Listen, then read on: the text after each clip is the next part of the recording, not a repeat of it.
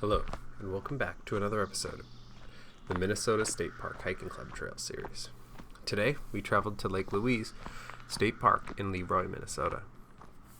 Lake Louise State Park is the site of Minnesota's oldest continuous recreation area, according to the Minnesota DNR website. It started its life as a recreation area named Wildwood Park in the late 1800s, and served as such until 1962 when the town transferred the land to the state of Minnesota to form what is now Lake Louise State Park.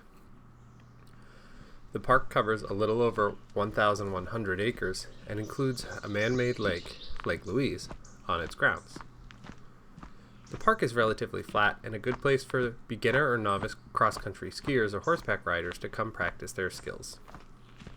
The lake itself was named after one of the Hambrecht family members, Louise. The Hambrecht family owned the land prior to donating it to the city of Leroy as a recreation area.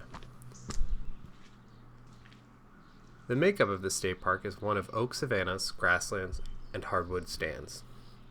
Within its boundaries you may find the wild nodding onion, a threatened species in Minnesota. The forests are what make up the majority of the State Park Hiking Club Trail. However, it does travel along the lake and gives some beautiful views of it. Veering slightly off, you can look over a few bridges, and there are also a few spring-fed streams that pass through the park and make their way into the Iowa River. Its location in Minnesota is on the far southern border with Iowa, which makes it a drive for most residents of the state.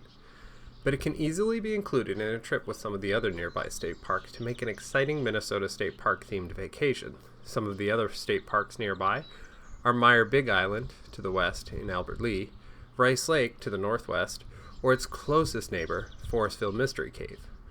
When we visited Lake Louise as part of a camping trip, we did Forestville Mystery Cave, a park we will be doing later on in the series.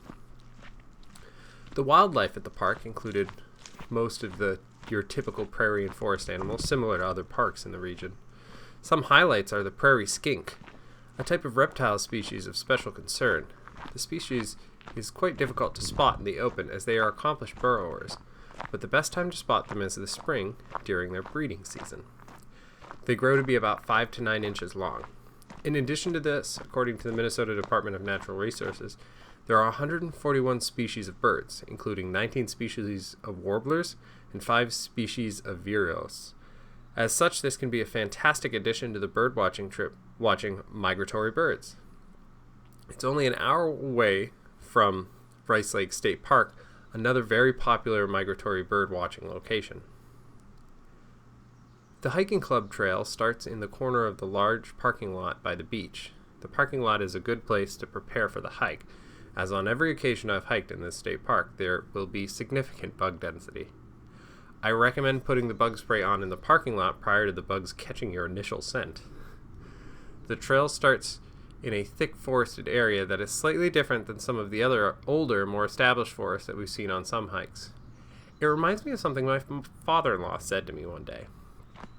I asked him if there were any forests nearby that had little to no underbrush. Now, being a farmer, spending most of his time at home and in the windbreaks and narrow forests around his crops, he'd never seen a forest that was established long enough to have a canopy able to block out enough light to prevent significant undergrowth, like many of the forests I'd traveled and explored in my youth in New Hampshire. So he told me something to the effect that that's not how woods work.